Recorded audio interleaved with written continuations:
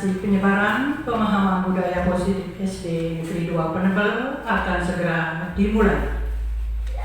Yang terhormat Kepala SD Negeri 2 Penebel, yang kami hormati narasumber 1, Ibu Niwayan Juliartini SPD, narasumber 2, Ibu Niwayan Sriwah Widyantari SPD, selaku CGP calon guru penggerak Angkatan 10 Kabupaten Tabanan, serta Bapak Ibu guru hebat di SD 2 Penebel. Om Swastiastu. Salam sejahtera untuk kita semua. Puji syukur kita panjatkan kehadapan Ida Sang Yang Widiwasa, Tuhan Yang Maha Esa. Karena berkat rahmat beliaulah kita dapat berkumpul dalam acara desiminasi penyebaran pemahaman budaya positif dalam keadaan sehat. Adapun susunan acara pada kegiatan hari ini: 1. Pembukaan, 2. Menyanyikan lagu Indonesia Raya, 3. Doa, 4. Sambutan dan arahan dari Kepala SD Negeri 2 Penebel, 5. Pemaparan materi desiminasi penyebaran pemahaman budaya positif oleh narasumber 1 dan narasumber 2, 6. Diskusi, 7. Refleksi, 8. Kesimpulan, terakhir acara penutup. Untuk mengefektifkan waktu, kita mulai pada acara pertama adalah menyanyikan lagu Indonesia Raya. Kepada hadirin dimohon untuk berdiri.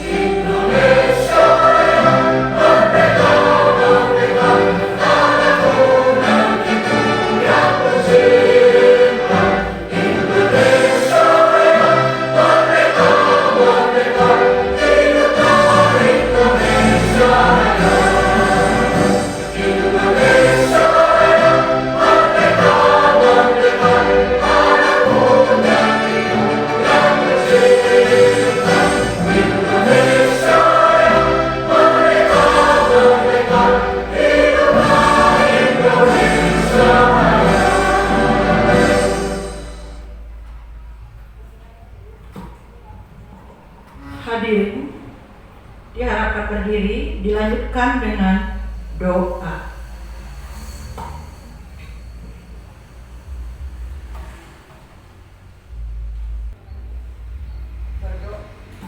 Berdoa selesai.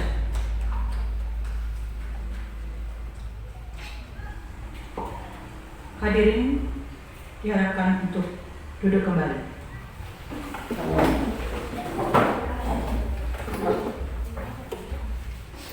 Acara selanjutnya, sambutan dan arahan dari Kepala SD Negeri 2 Penebel.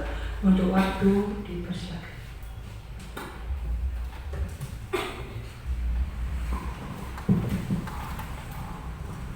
Terima kasih kepada pembawa acara atas waktu dan kesempatan yang diberikan kepada saya. Sebelum yang menyampaikan beberapa patah kata, mari kita mengaturkan pengajian. Om Swastiastu.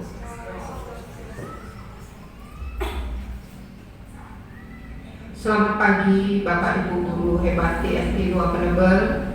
Pada hari ini adalah hari yang berbahagia sekali karena kita bisa berkumpul bersama-sama di sini dalam kegiatan destinasi penyebaran pemahaman budaya positif di SD 2 Penebel. Kegiatan ini nanti akan dipandu oleh dua teman kita yang sekarang sedang mengikuti pendidikan guru penggerak angkatan ke-10, yaitu Ibu Niwayan Juliartini serta Ibu Niwayan Sri Widiantari. Yang berharap nanti kegiatan ini berjalan dengan lancar dan bermanfaat bagi kita semua. Kepada narasumber berdua, yang harapkan nanti bisa mentransfer atau mengimbaskan pengetahuan yang didapat pada saat menjadi guru penggerak. Semoga nanti kegiatan itu atau ilmu-ilmu pengetahuan yang diterima bisa bermanfaat bagi teman-teman, terutama untuk anak didik kita, demi kebaikan dan kemajuan di sekolah kita. Ya, demikian yang bisa Tiang sampaikan. Semoga nanti semua kegiatan berjalan dengan lancar. Tiang tutup untuk para Santi. Om Santi, Santi, Santi, Om. Terima kasih kepada Ibu Nyoman Widiani selaku Kepala Sekolah atas sambutan dan arahannya. Kita beranjak ke acara inti, yaitu pemaparan materi diseminasi yaitu tentang budaya positif oleh narasumber satu yaitu Ibu Niwayan Juliartini dan narasumber 2 Ibu Niwayan Sri Widiantari. Untuk acara diseminasi akan dipandu langsung oleh moderator. Kepada beliau disilakan. Baik, terima kasih atas kesempatan yang diberikan kepada saya. Sebelumnya Om Swastiastu. Perkenalkan, saya Karnayu selaku moderator yang akan memandu acara diseminasi penyebaran pemahaman budaya positif SD Negeri 2 Penebel hari ini. Adapun narasumber kita kali ini yaitu Ibu Niwayan Sri Widiantari SPD yang akan menyajikan beberapa materi terkait dengan budaya positif. Yang pertama yaitu teori motivasi, hukuman, penghargaan, serta restitusi. Lalu yang kedua yaitu 5 posisi kontrol, dan materi yang terakhir yaitu tentang segitiga restitusi. Kepada narasumber Ibu Niwayan Sri Widiantari SPD, untuk waktu saya persilahkan. Baik, terima kasih atas waktu dari saudara moderator. Untuk kali ini Tiang berdiri ya.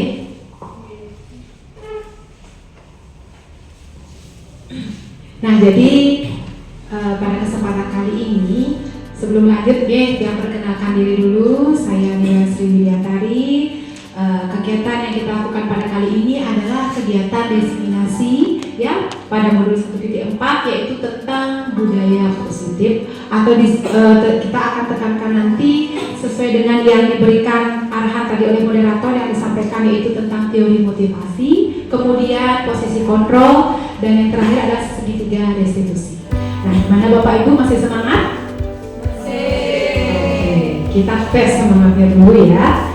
Ketika nanti Tiang menunjuk daerah sini, ya mungkin Ibu Mang bisa pindah dulu sebentar ke sini biar ada temennya Komang, Ibu Komang, biar ada temennya Ibu Komang.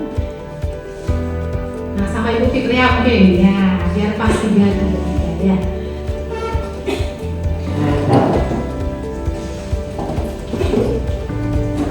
Nah, ketika nanti saya menunjuk ke sini, nanti di sini kodenya adalah sir, sir, ser, ser. Masih semangat, masih konsentrasi atau tidak? Ya, kita kumpulkan dulu, kita bangkitkan dulu semangatnya ya. Kita coba dulu ya. Sir, ser, sir, ser, ser, ser, ser, sir, sir, sir.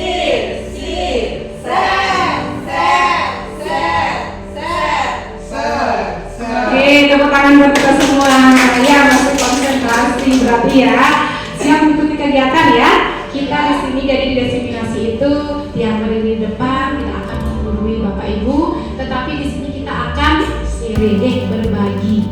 Apa yang tiang tahu tiang bagikan, begitu juga sebaliknya apa yang Bapak Ibu ketahui yang ingin mendapatkan pengalaman yang lebih banyak lagi. Oke, lanjut. Nah, ada beberapa istilah di sini. Ada motivasi, ada hukuman, penghargaan, dan restitusi. Ada 4 istilah kata kunci.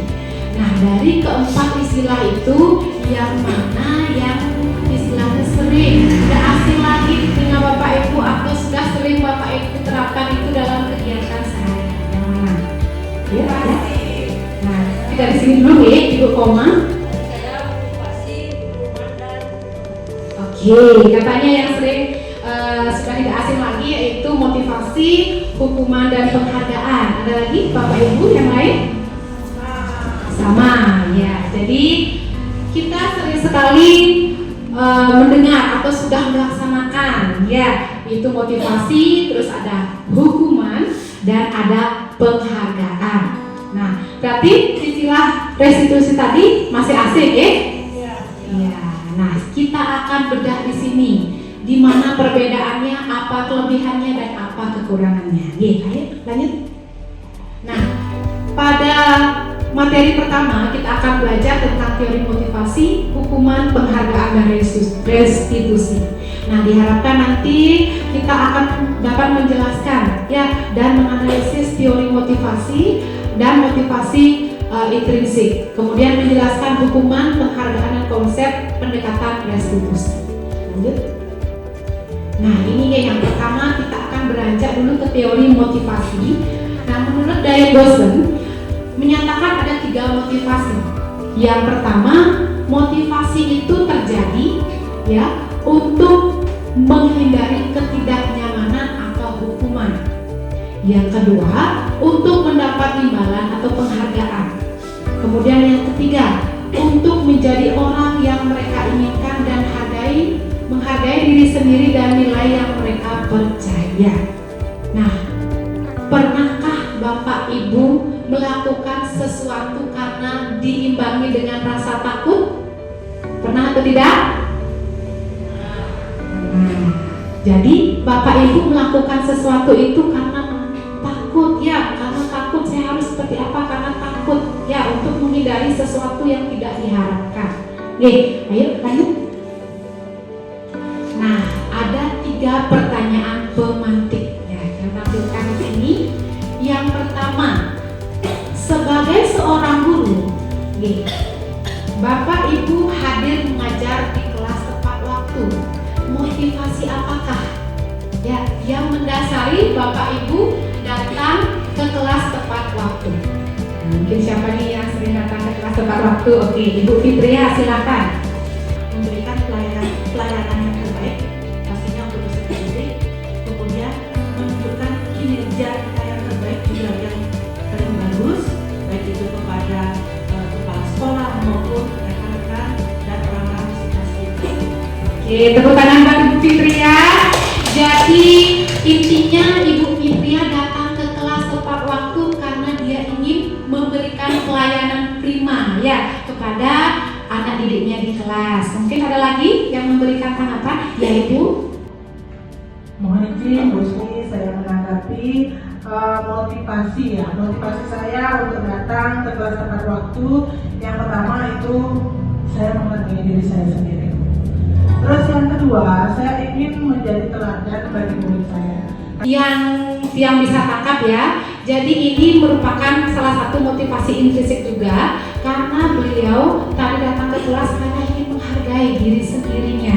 Ya, kemudian juga memberikan pelayanan terbaik kepada siswa. Nah, ya, kita lanjut ke pertanyaan yang kedua. Nah, bila di sekolah ya di sini misalnya tidak ada peraturan yang mengharuskan bapak dan ibu dan juga tidak ada teguran, ya, dan tidak ada atasan yang memuji, tidak ada teguran, tidak ada atasan juga yang memuji. Apakah bapak ibu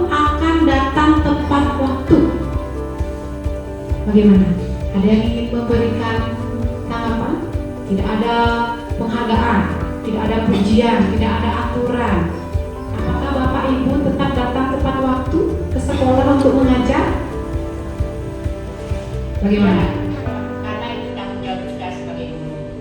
Iya, bagus sekali.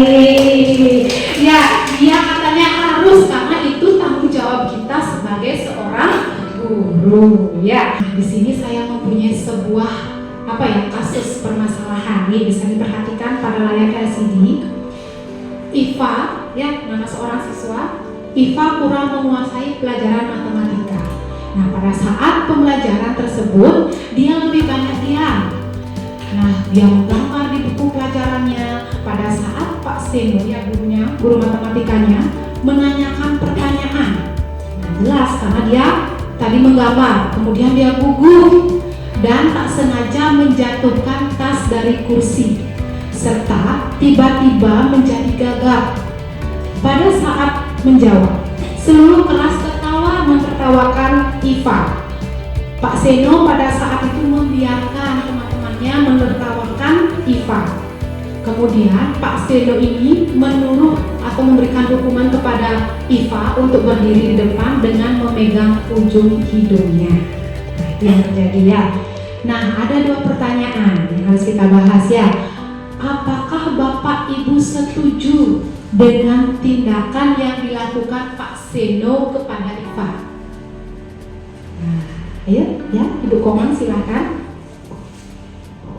Baik, terima kasih atas waktunya. Di sini saya coba menjawab apakah setuju atau tidak dengan tindakan Pak Seno terhadap Iva. Dari saya, tindakan yang dilakukan Pak Seno itu saya menjadi tidak setuju karena Pak Seno membuat Iva malu. Yang dilakukan Pak Seno itu menimbulkan perasaan yang tidak enak. Coba saja dibayangkan kita di posisinya Iva. Ya, dia ditertawakan, tapi tidak dihentikan oleh bapak gurunya. Bahkan si Iva ini disuruh berdiri di depan, ya, dengan memegang hidung. Menurut Bapak Ibu, tindakan Pak Seno terhadap Iva sebuah hukuman apa konsekuensi? Ada dua hal nih, ya, ada yang namanya hukuman, ada namanya konsekuensi. Ya, coba kalian bisa memberikan pendapat? Ya, Ibu Komang lagi. Ayo silakan. Baik, menurut saya tindakan yang Pak Seno lakukan itu termasuk hukuman karena Iva disuruh berdiri di depan sambil memegang ujung hidungnya. Hukuman. Nah, apa bedanya hukuman dengan konsekuensi? Di mana perbedaannya? Mari kita lihat pada tayangan berikutnya. Nah, ini perbedaannya. Kalau hukuman sifatnya itu tidak terencana. Jadi tidak ada perjanjian. Ya, di awal tidak ada kesepakatan apapun dengan siswa. Kemudian, kalau konsekuensi, di awal kita ada kesepakatan dengan siswa. Misalnya saja, ketika Seno atau Pak Seno, ya, atau Iva, nanti kalau Iva lain saat pembelajaran, konsekuensinya Iva nanti tidak mengikuti pelajaran. Itu konsekuensi. Ada perjanjian di awal. Kalau hukuman itu tidak ada, ya, tidak ada kesepakatan yang terjadi di awal. Nah, itu perbedaannya. Bisa dipahami? Bisa. Oke, terima kasih. Lanjut. Nah, istilah yang tadi, ya, yang terakhir tadi ada yang namanya restitusi. Restitusi adalah proses menciptakan kondisi perbaikan kesalahan bagi siswa. Ini sifatnya adalah penumbuhan motivasi intrinsik. Kemudian restitusi juga membantu murid menjadi disiplin, memiliki tujuan. Ya, jadi sebelum bertengkar dia akan memikirkan sesuatu, mengapa saya tidak boleh bertengkar. Dia tahu bahwa itu buruk dan tidak boleh dilakukan lagi. Ayo lanjut. Nah, disinilah bisa dilihat nih perbedaan hukuman, konsekuensi dengan restitusi. Ya, kalau hukuman itu bisa menyakitkan, ya, menimbulkan trauma di dalam diri. konsekuensi itu sesuatu yang memang harus terjadi. Ada aturan, siswa itu melanggar aturannya, dia harus terima konsekuensinya. Jadi sudah ada perjanjian dan siswa itu tahu kalau misalnya dia mematahkan pensil temennya, saya harus menggantinya. Itu konsekuensinya. Kemudian kalau restitusi itu merupakan pilihan. Jadi tidak ada perjanjian. Kalau pensil temannya patah, kalau di konsekuensi ya harus diganti.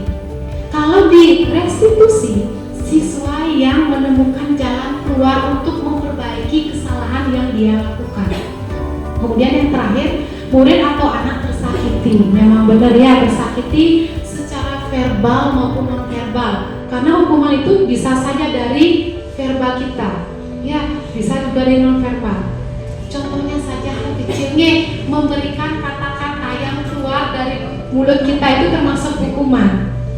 Ya, misalnya ada siswa yang tidak menggunakan sepatu saat bersekolah. Kita tidak mendengar alasan dia, kita langsung saja, kenapa tidak menggunakan sepatu ke sekolah? Keluar kamu, jangan ikut pelajaran. Gitu, itu hukuman. Verbal itu dari bicara nadanya tinggi, kemudian bahasanya akan bisa menyakiti perasaan siswa. Coba bahasanya gini. Nah, mengapa ya tidak menggunakan sepatu? Beda kan ditangkap sama siswa. Dengan bahasa tadi, kenapa tidak menggunakan sepatu? Jangankan menjawab, melihat wajah gurunya, dia tidak akan berani. Pasti akan menunduk. Gitu. Ya. Kemudian di restitusi, murid mendapatkan penguatan. Nah, kalau tadi di konsekuensinya itu nyaman saja dia. Ya, kenapa tidak menggunakan sepatu? Ya, peraturan sekolah harus menggunakan sepatu. Nah, kalau di restitusi, semua orang pernah melakukan kesalahan. Itu tidak akan mencari siapa yang salah. Kita cari solusinya agar ke depan bisa disiplin, ingat terus memakai sepatu. Beda kan terapannya dari hukuman, konsekuensi ke restitusi. Nah, kira-kira yang mana nih yang lebih baik? Apakah hukuman? Apa? Oke, kita simak benar restitusi. Kita yakinkan lagi apakah di restitusi.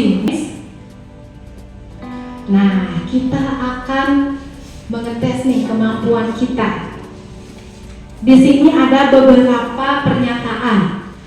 Yang mana pernyataan ini apakah digolongkan ke hukuman atau konsekuensi? Nah, tadi kan kita sudah pelajari nih.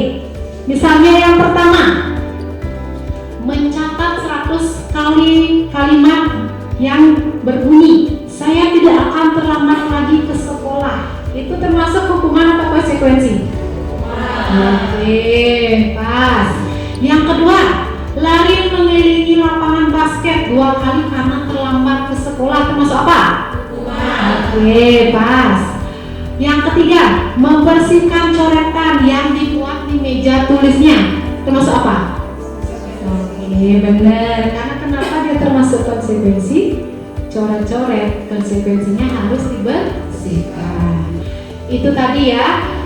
Sekarang kita beralih ke restitusi, yang mana restitusi ini akan diterapkan oleh salah satu posisi kontrol seorang guru. Pernahkah mendengar Bapak Ibu posisi kontrol? Pernah apa tidak?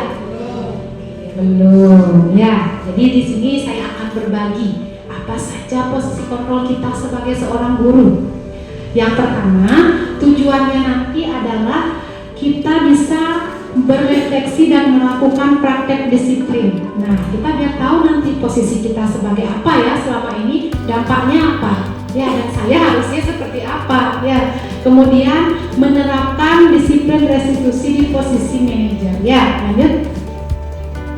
Nah, ini dia ya, ada 5 posisi kontrol menurut dosen dalam bukunya Restitution Reflecting School Discipline yang mengungkapkan bahwa guru itu perlu meninjau kegiatan yang kita lakukan di sekolah itu. Apakah tindakan kita sudah tepat menempati posisi kontrol? Nih, posisi kontrol yang pertama itu ada menghukum. Kemudian posisi kontrol kedua membuat rasa bersalah. Yang ketiga, posisi kita sebagai teman. kemudian yang keempat pemantau, dan yang terakhir manajer. Ya, yang manakah yang lebih baik? Ada yang sudah tahu? Iya, apa Bu Judi? Iya, manajer. Bu, kita lihat apakah manajer, apakah penghukum itu jelek atau bagaimana? Kita lihat pada pembahasan berikutnya. Ayo next.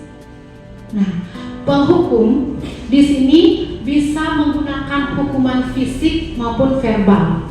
Orang-orang yang menjalankan posisi penghukum senantiasa mengatakan bahwa sekolah memerlukan sistem. Ya, jadi guru itu menghukum dengan verbal ataupun fisik. Ya, seperti tadi disuruh berdiri di depan, membersihkan kamar mandi. Ada juga hukuman verbal seperti tadi, bahasanya tinggi. Apa? Kamu berkata apa? Keluar sekarang dari kelas. Itu termasuk hukuman verbal. Sederhana tapi goresan gitu di hati anak-anak kita itu luar biasa. Sampai kapanpun dia akan ingat. Dan bahkan pernahkah Bapak Ibu membayangkan, mungkin ibu seniornya pernah mengajari bapaknya dulu, sekarang anaknya yang diajar. Ketika anaknya nakal pasti bilang, "Vih, bapaknya juga nakal dulu, pantesan anaknya nakal." Ya, itu sebenarnya nakal itu tidak genetik, ya, tapi itu terjadi karena ini tadi hukuman yang terjadi di masa lampau. Bapaknya juga akan begitu. Misalnya anaknya nakal, "Bapak, saya tadi nakal di sekolah, saya dihukum sama bu guru." Bapaknya bilang apa? "Bis, kenapa? Gak apa-apa dihukum. Bapak biasa dulu dihukum di sekolah. Bapak paling nakal di sekolah." Jadi image anak di pikirannya, oh gak apa-apa nakal, cowok harus nakal gitu jadinya. Makanya ada perasaan lebih, bapaknya nakal, anaknya pasti nakal gitu jadinya. Sebenarnya ini salah satu penyebab, karena wajarnya kalau dulu nggak ada namanya restitusi zaman dulu kan. Jadi hukuman fisik pun kita berikan zaman dulu, mau dia bapaknya nggak ada protes seperti itu. Ini yang terjadi sebenarnya, menggurat, masih terbekas di hati. Ya, jadinya yang kedua, pembuat rasa bersalah. Nah, kalau pembuat rasa bersalah ini akan bersuara lebih lembut, beda dengan penghukum tadi. Tetapi di sini juga ada tidak nyaman pada murid karena guru akan memberikan atau menyudutkan siswa. Ya, misalnya dengan kata-kata, "Ibu sangat kecewa." Ya, ibu sangat kecewa sekali dengan kamu. Ya, coba kalau kamu tadi tidak ribut di kelas, pasti teman-temannya merasa gini nyaman. Gitu. Jadi dia guru ini menyudutkan. Ya, menyudutkan misalnya di kelas Ibu Fitria tipe orang yang belajar ada tipe hening ya, tidak bisa mendengarkan kalau ribut. Kalau misalnya Ibu Sima, dia suka bernyanyi sambil belajar. Ya, dia suka bernyanyi. Mereka berdua nih, satu bangku berdua. Bu Fitria nulis, Bu Sima nyanyi pelangi-pelangi. Ya sudah, nangislah Ibu Fitria. Nah, apa nih, siapa yang salah?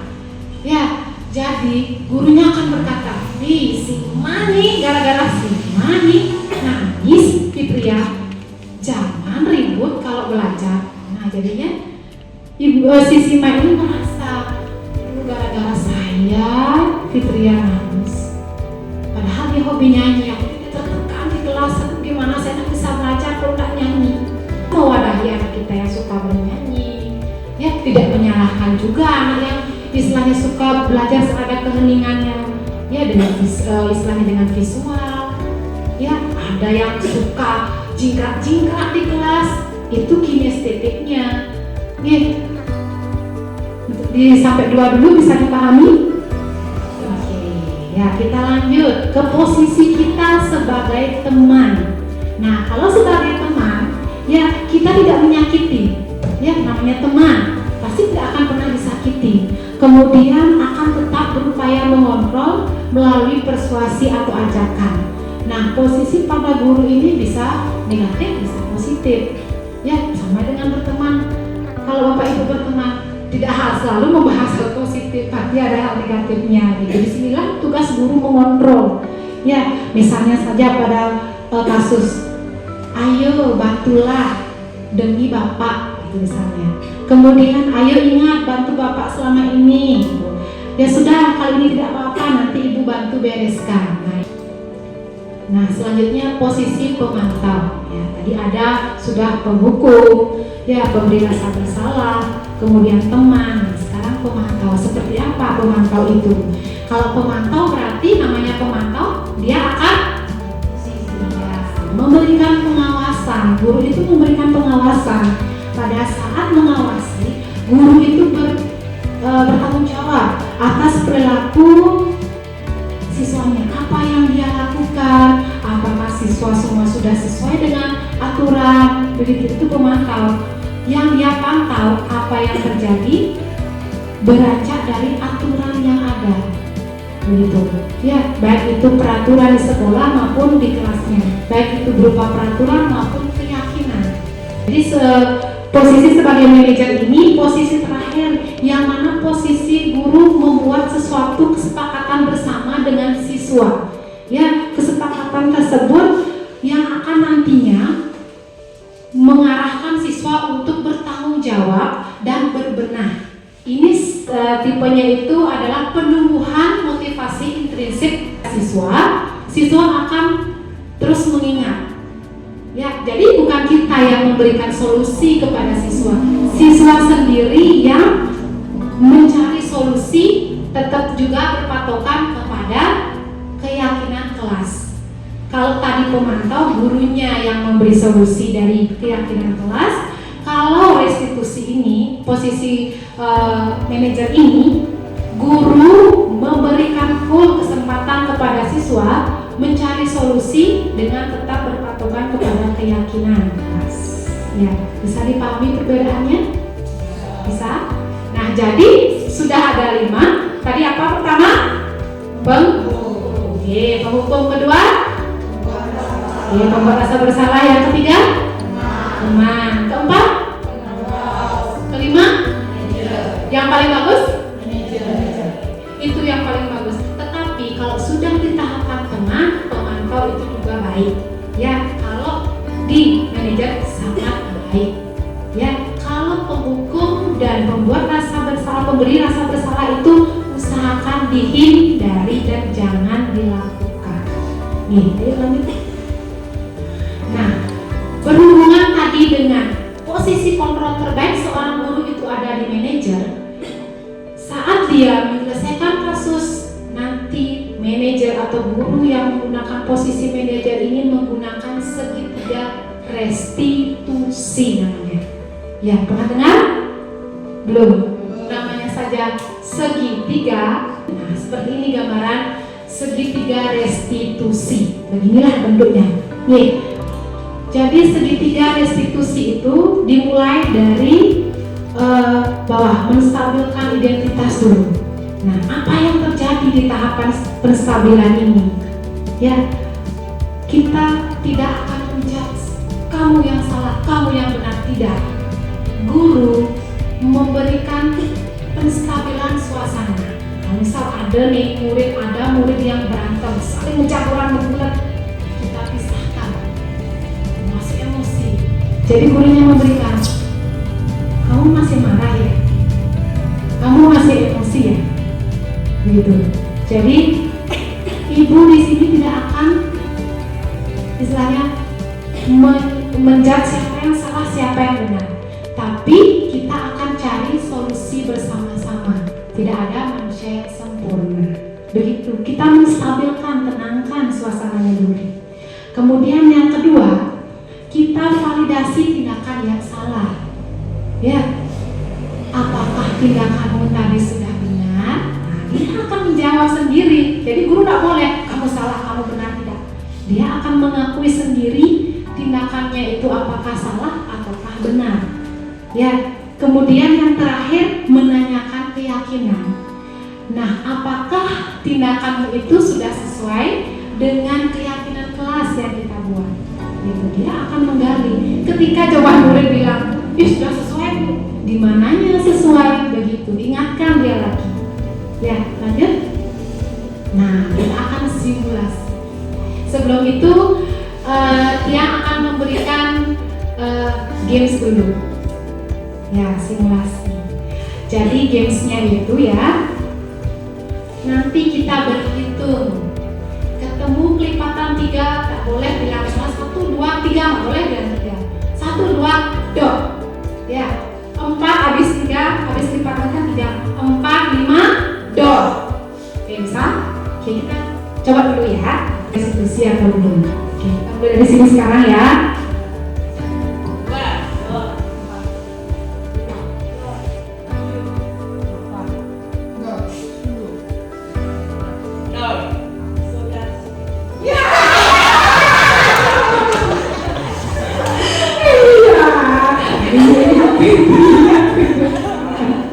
Fitria misalnya sering meminjam buku temannya tanpa izin, nah, sampai buku temannya hilang seperti itu. Nah, itu mungkin ya, kita cobakan dulu bagaimana. Ya, silakan Ibu.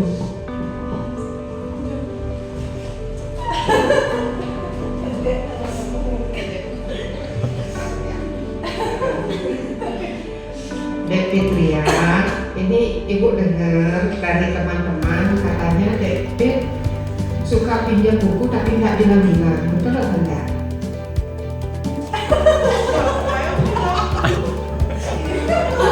Jangan nangis dulu, jangan nangis. Kan Ibu nggak marah, Ibu cuma tanya saja untuk meluruskan infonya gitu. Ada sih temannya yang bilang seperti itu. Emangnya Dek Fitria pernah ngambil buku teman?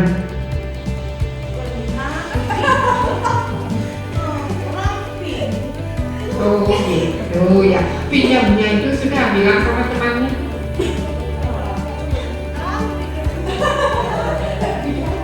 Oh ya, nggak apa-apa, nanti boleh kok pinjam buku temannya. Cuma harus gimana kalau mau pinjam?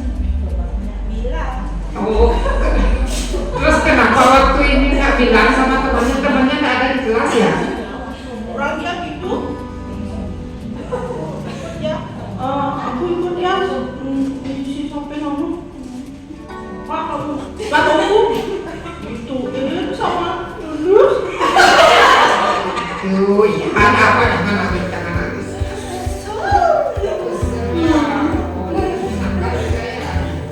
Pelit ya. Ya sudah, nanti Ibu kasih tahu listnya supaya nggak pelit-pelit. Cuma kalau mau pinjam buku itu, walaupun teman nggak ada, nanti harus gimana? Pinter ya. Jadi tolong nanti jangan diulangi, Dek bilang kan cantik, pinter ya. Nanti nggak usah diulangi, nggak boleh diulangi lagi. Nah, kita akan saksikan ya.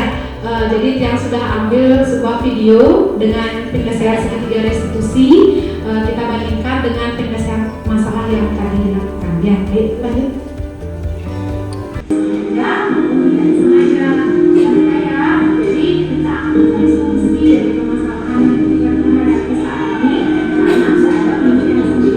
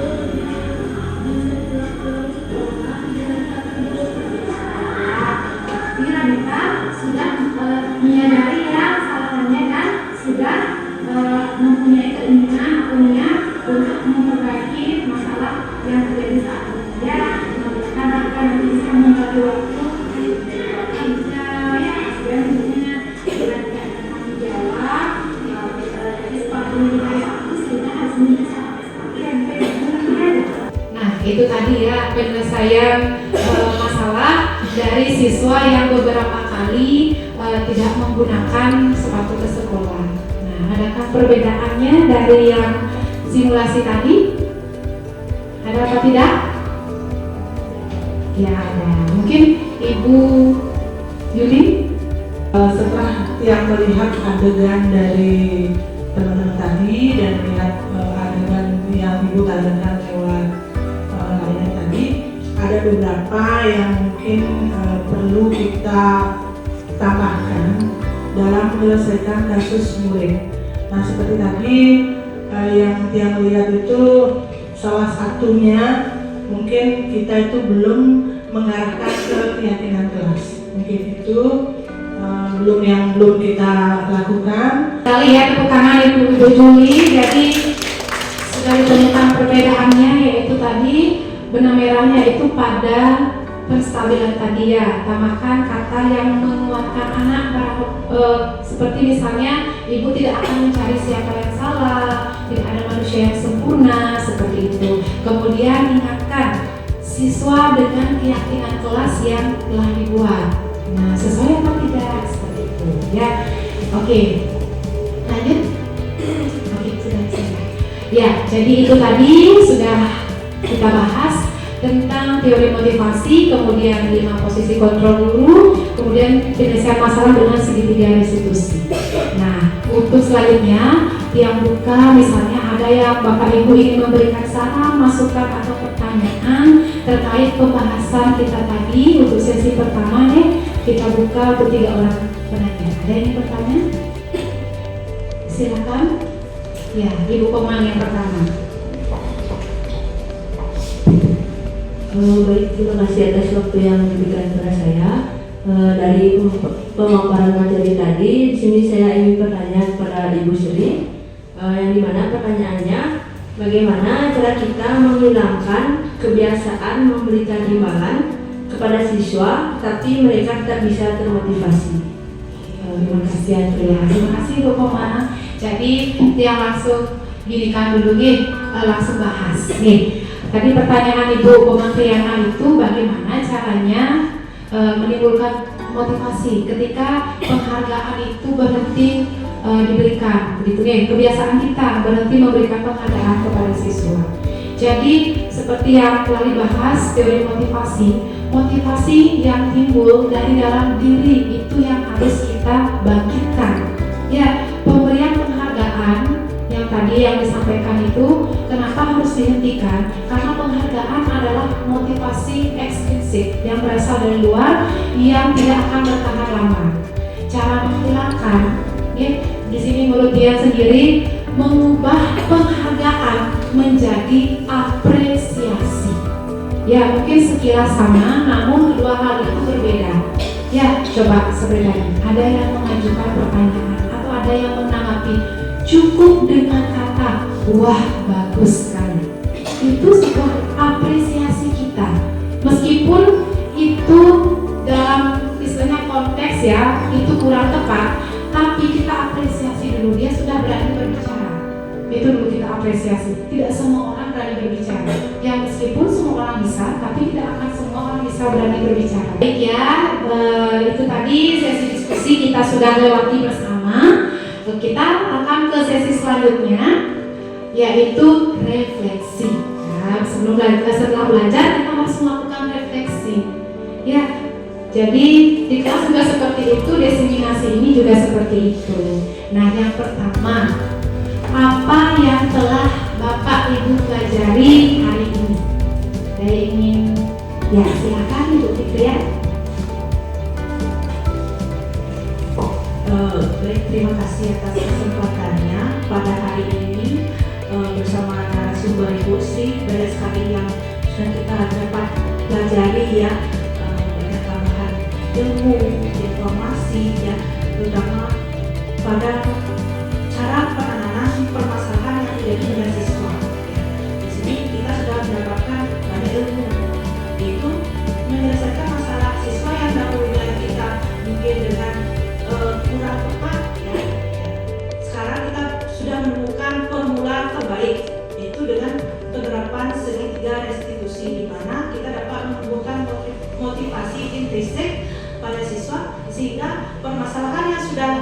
dilakukan tidak terulang kembali. Ya, seperti itu. Terima kasih. Baik, bagus sekali tepuk tangan untuk Ibu Fitria. Terima kasih Bapak Ibu atas perhatian. Dalam kegiatan diseminasi ini kita sudah membahas teori motivasi, penghargaan, kemudian posisi kontrol guru, dan juga segitiga restitusi. Nah, mudah-mudahan apa yang kita sharingkan tadi bermanfaat bagi Bapak Ibu, baik itu di kelas, ya, di satuan pendidikan kita maupun di masyarakat nantinya. Karena ini saling beriringan dan keterkaitan. Begitu, jadi saya mohon maaf jika ada hal yang kurang berkenan yang tadi saya sampaikan, mohon maaf sekali. Jadi di sini sebelumnya kita sharing ya, tidak ada menggurui seperti itu. Jadi akhir kata nanti untuk penutup ya, kegiatan kesimpulan nanti dia serahkan langsung kepada moderator. Berikan tepuk tangan untuk pemateri baru yang sudah kita dengar ini, yaitu Bu Sri telah memaparkan beberapa materi tadi. Baik, izinkan saya untuk membacakan atau menyampaikan kesimpulan kita pada hari ini, di mana motivasi itu sangatlah penting dibangun pada setiap diri siswa. Guru sebagai penuntun siswa diharapkan dapat memposisikan diri sebagai manajer, sehingga dalam penyelesaian masalah yang dialami siswa, guru memberikan kesempatan untuk siswa mencari solusinya sendiri. Demikianlah acara diseminasi penyebaran pemahaman budaya positif telah berakhir, tapi sebelum kita tutup kita minta dulu arahan dari Ibu Kepala Sekolah.